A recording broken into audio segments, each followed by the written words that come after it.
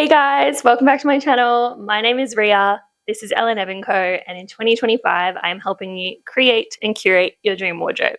Now, I don't want to start this sewing vlog on a negative note or off on the wrong foot, but I must address the elephant in the room. If you saw my last video, you would know that my plan for this beautiful rust fabric was to create a two-piece set, a beautiful little strapless top, and a matching pair of shorts. Yeah, basically, long story short, I cut out my short pattern in the wrong size. Like, I measured myself, made sure I chose the right size in my head. I thought I chose the right size. But then when I cut out the pattern, and inevitably when I cut out the fabric, I cut it out in a size too small. I didn't realize until I was literally piecing the short front and the short backs together at the side seams and then tried it on. I realized that I had made them far too small. So they are not going to be in this video, unfortunately. Did I cry? Did I scream into the eternal abyss? Yeah, I definitely did. Tears were shed. So it's a lesson to everyone. Just make sure you're cutting your pattern and your fabric out in the right size. But I did make this beautiful top. I love it. It fits like a glove. So I'm basically going to take you guys through start to finish of how I made this top. I am using two patterns that I've sort of merged together. They're both by Kiana Bonollo. I talk about them in the next coming clips. I will link those patterns and her channel down below. She's a really incredible designer here on YouTube. So yeah, without any further ado, let's get into how we create this beautiful top. So first things first, I'm getting all my pattern pieces together. I've got my bodice pieces and my skirt pieces. Now, the bodice pieces are from the Kiana Bonollo circle skirt dress, and then the skirt pieces are from her mini dress pattern. Now, basically what I'm going to do here is extend and smooth down and basically blend into the skirt. I decided I wanted a 7-inch peplum, so you can see I'm marking 7 inches here at the center front, and then I will also mark it on the side seam there.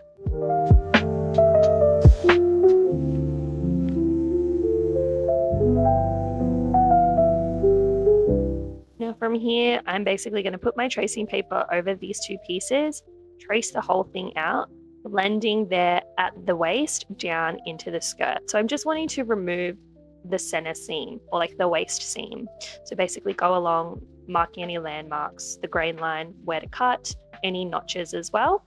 And then I basically just go ahead from there and do that with all my other pattern pieces. So the side front there, smoothing into the skirt, going down 7 inches, doing it the same on all the pattern pieces. Now, like I said, I'm using the circle skirt bodice and the mini dress skirt, if that makes sense.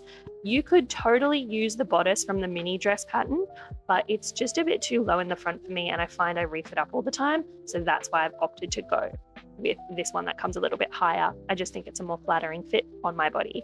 Now, I'm then going and ironing my fabric, getting it nice and crisp, making sure it's on grain, and then I laid it out on my office floor because it's the only space large enough. Now, disregard any pant patterns that you may see here. I went and laid all my pattern pieces down, made sure they were on grain, and I used the original pattern as my lining pieces.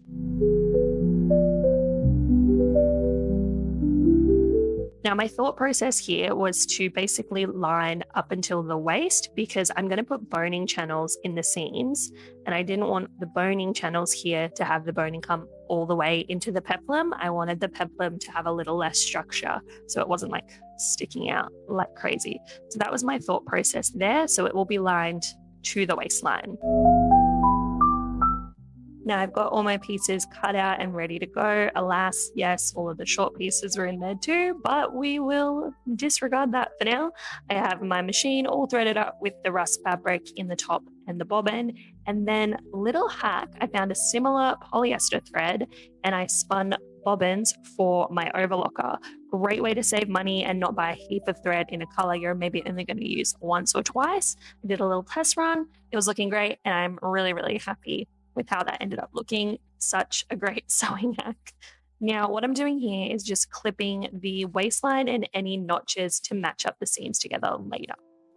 When sewing princess seams, it can be really tricky, especially when you're starting out, because they're like a reverse curve and it can be hard to know exactly where to smooth and how to get it to lay properly.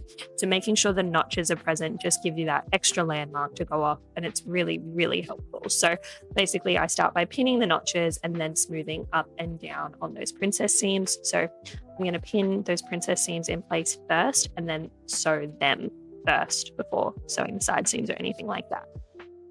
Now, I'm not sure if I've mentioned it on my channel before, but you want to sew all your seams in the same direction. So if you're sewing from the bottom of the garment to the top, or vice versa, from the top of the garment to the bottom, you want to sew exactly the same directions on every single seam, because otherwise you're going to get a skewed garment. So here I am, I'm sewing and making sure I'm taking my time with those reverse curves there. I put a lot of pins because I want to make sure I'm getting this perfect.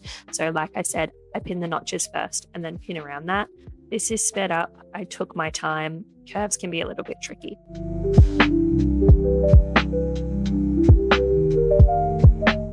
After sewing those princess seams, I took them over to the overlocker and I basically serged those seams. I didn't trim away any of the seam allowance, but I just got as close to it as I can. After overlocking, it was then time to clip the seams. So with princess seams or any curved seams, you've got to make sure you clip them every sort of inch or so that when you iron them, they lay flat, and you have to iron them all in the same direction because you can't iron these ones apart. Once I'd clipped those seams, I then went and did all of the other seams in the bodice. So side seams, side backs, and then the center back panel. So just attaching all of them here. Again, I made sure I was sewing all of those seams in the same direction. From there, it was back over to the overlocker. I serged all of those seams without going into the seam allowance, and then I gave them all a good press. Now, once I'd finished with the shell of the bodice, it was then time to work on the lining, and the lining needs to be interfaced. So I've got my pattern pieces here on the interfacing, and I'm just going ahead and cutting them out. Remember, with interfacing, this needs to be on grain as well. Now here I am pressing my lining pieces first because I want to make sure there's no creases or folds before I put down the interfacing. So this is fusible interfacing. It's basically got a glue on one side that is heat activated. So it is plastic. You want to make sure you're putting down like a press cloth or a piece of linen or cotton, and then basically you want to press it with that. I like to press on both sides just to make sure the glue is really adhered and it's all locked in. But yeah, I love fusible interfacing. It's really easy to work with. You just want to make sure that you're not putting your iron directly on it. And I'm going and fusing every piece of lining.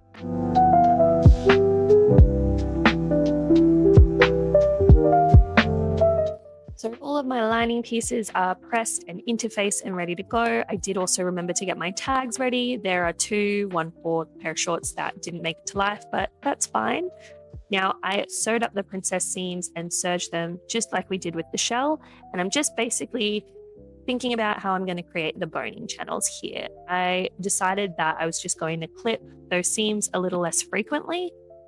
It worked pretty well, but we'll get into that soon. But there is the lining.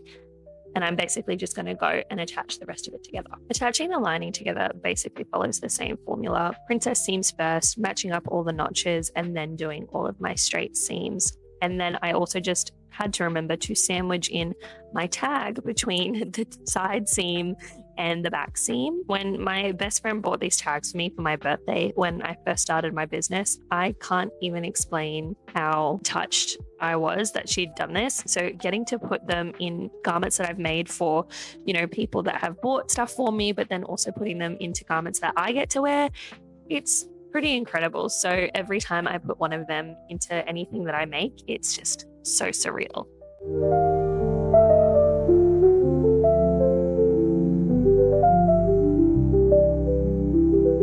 Now, forgive me, but my microphone died and I didn't realize until I finished recording this, but I'm basically showing you guys that the lining is all put together.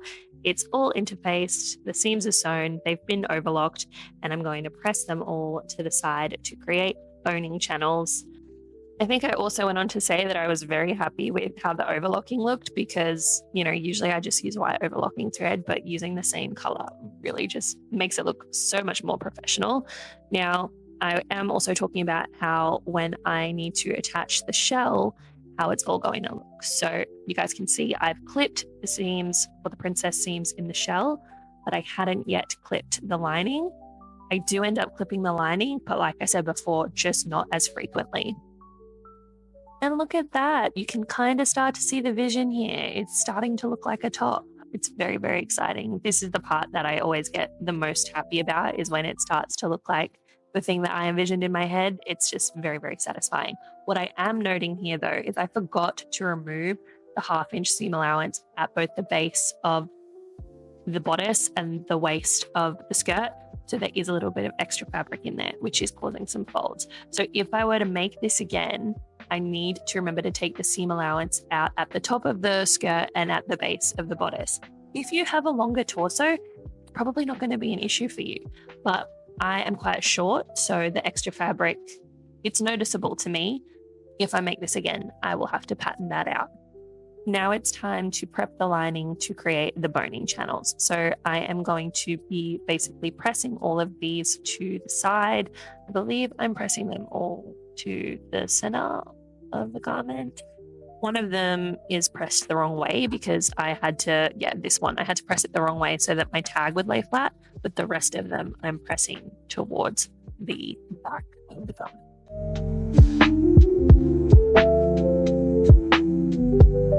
Now, with the princess seams, like I said, I decided to clip them every 2 inches because I didn't want to have to put down boning casing, but I still wanted my bones to be able to go through and not potentially just poke out through a hole. So I had to take my time here, making sure that it would still curve properly and lay flat, but still encase any bones that were to go through it. I really need to invest in a tailor's ham or something like that. It's definitely going to make pressing these sorts of seams a lot easier. Anyway, time to top stitch our boning channels. So I just went in basically at just over 1/4 inch seam allowance because the bones that I have are 1/4 inch. So you want to actually give yourself the room for the bones to be able to go through, especially with, this much fabric. It's almost like 4 layers of fabric. So you want to give yourself a little bit of wiggle room, a fair bit of ease, because it's going to be thick and you want your bones to actually be able to go through. I've done that before in the past. I made it super snug and sewed it right on 1/4 inch. And yeah, the bones were just never going to go through there. So make it easy for yourself. Give yourself enough ease and movement to let your bones go through nicely. And ta-da, here is what the boning channels look like on the other side. So this is where we're going to insert the bones to give this top the structure and basically the shape that it needs. Now, the next step from here is to attach our shell and our lining together. So I've got my shell piece here, right side up, and we're going to be attaching our lining to the shell at that next seam, right sides together. So I'm going in and making sure each one of my seams, each one of my panels lines up perfectly. Because the lining is interface, it doesn't have as much movement. So I do have to kind of tug on it now to make sure it is sitting flush with the shell. So that's just something to keep in mind as well. But I'm going in and pinning it, and then I'm going and taking it to the sewing machine to sew that seam together. Now, I also understitched it. So you can see here, there's the seam and the understitching. This is to make sure that the lining doesn't peek out. I do need to go in though and clip as much as I can. Because I did it quite a thick understitching, there's not much seam allowance left to clip. So I had to be really careful, but I still did it anyway because it does just relieve the pressure off that seam, because the neckline is a curved edge as well. So you want to take that pressure off.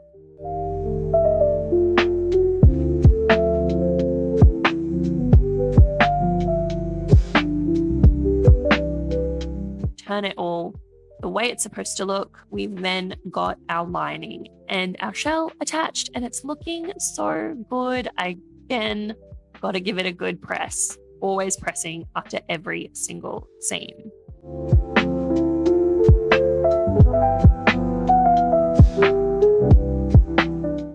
you guys.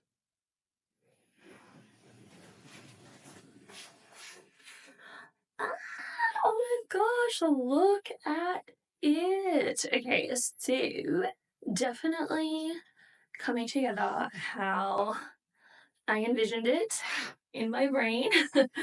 Okay, the only issue is I remembered and realized while I was stitching it, when I was drafting the pattern and easing the bodice into the skirt to make like this flare, I didn't account for the seam allowance at both the waist of the bodice and the waist of the skirt, which is 1/2 inch seam allowance each.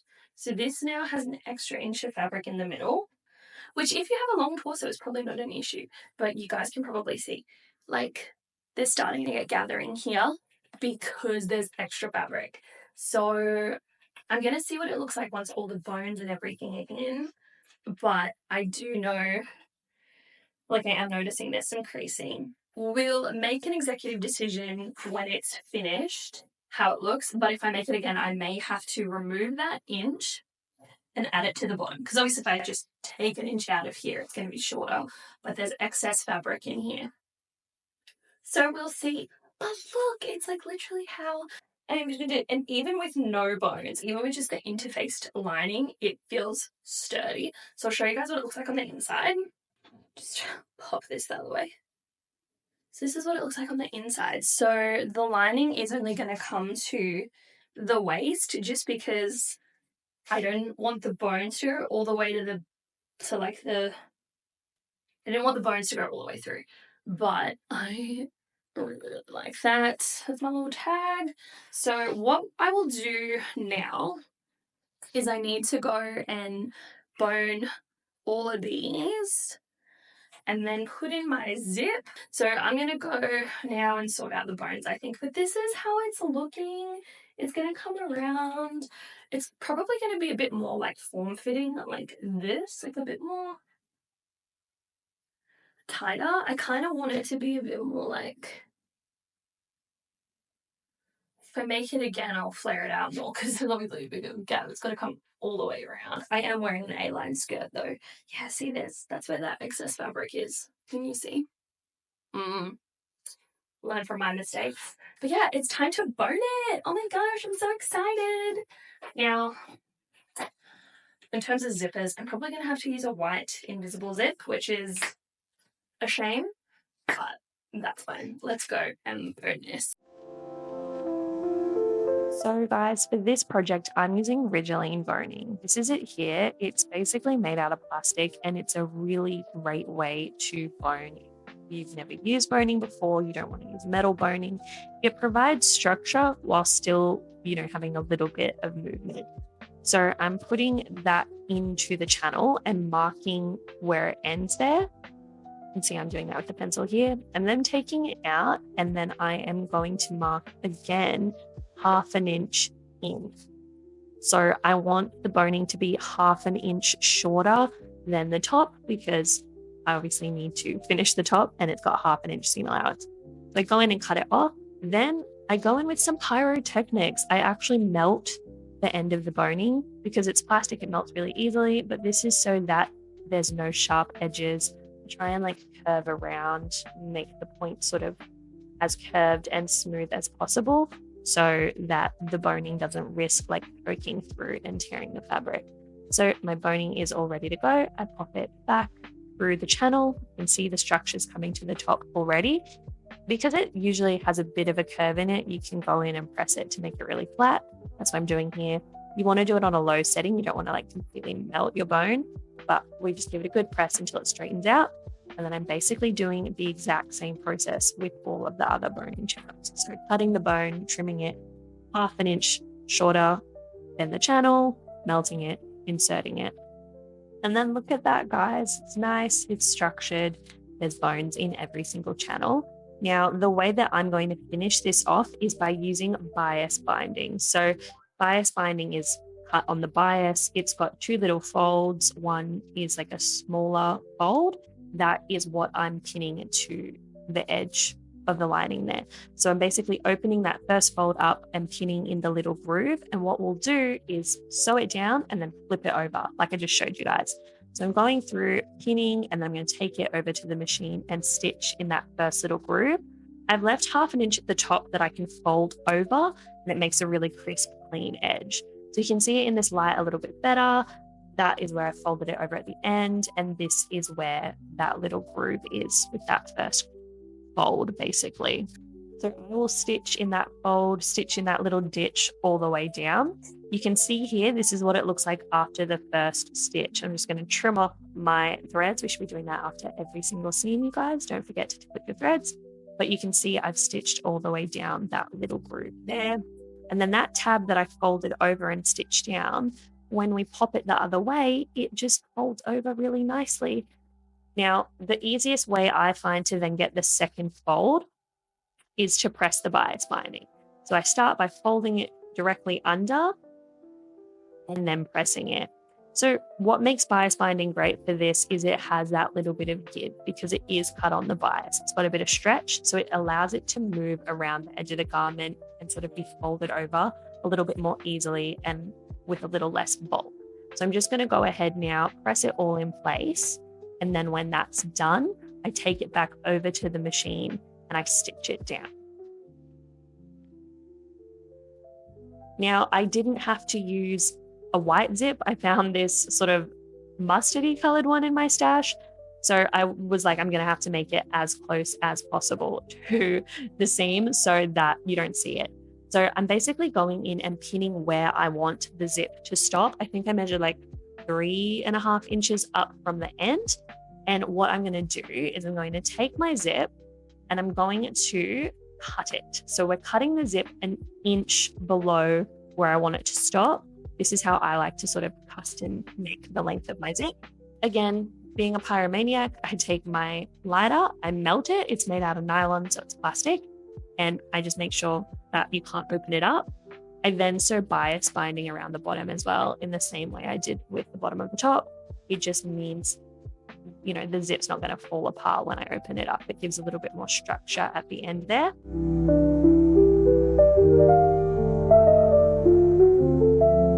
So there's our finished zip. When we open it up, it has like its own stop. Now, I've said this in previous videos, but the key to getting the perfect invisible zip is in your preparation. You can actually iron these nylon zips. You just need to make sure you're doing it on a really, really low setting so you don't melt it. But I basically like to pull or like press open the teeth of the zipper and iron them out as much as I can, because it just means my needle is going to get as close to those zipper teeth as possible. And that's really the key to an invisible zip, is making sure you've stitched as close to the teeth as possible. That's what I'm doing here, especially with the zip being a different color. I want to make sure you can't see it. Now, my camera is going to die. It's very unfortunate, but I am basically just going to baste in my invisible zipper first, and then I go in and put it in properly with the invisible zipper foot. I will leave in the card above how to install an invisible zipper from my previous video. I thought my camera was going really strong, but yeah, it only ended up getting half of the footage in. But basically, I measure to make sure my teeth are at the correct seam allowance, and then I pin it down on one side as I'm doing here. And then I will take it over to the machine and baste it in with the invisible zipper foot, and then bring it back, make sure like all of the landmarks are aligned, and then I go back and put it in with an invisible zipper foot.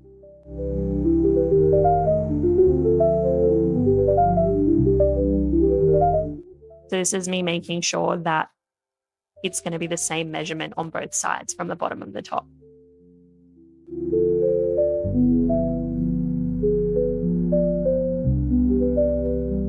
Marking where the zipper stops or marking where the waistline is on one side of the zipper before you install it into the next side of the garment is always like a really great way to make sure everything aligns at the end. Like I said in my previous video where I install an invisible zipper, I make sure I mark where the zipper stops, where the waistline is, etc. So it's just a good rule of thumb to get into.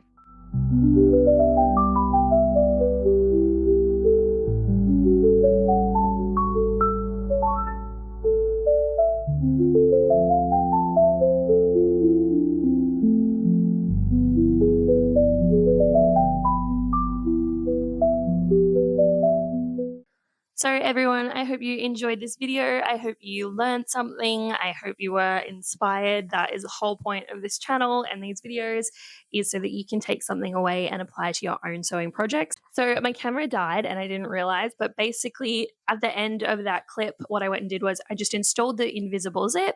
I have shown how to install an invisible zip in my making your first dress video, so I can leave the card up at the top for you guys to look at that. And then I did just a rolled hem on the edge. So it's super simple to finish, but I can do a video on how to do a rolled hem in the future. But yeah, my camera died, which was not ideal. I'm definitely going to be making this top again. I will have to sort of alter the pattern and remove that extra sort of seam allowance that I forgot to take out. But for a first attempt, for almost like a first draft, I'm really, really happy with it.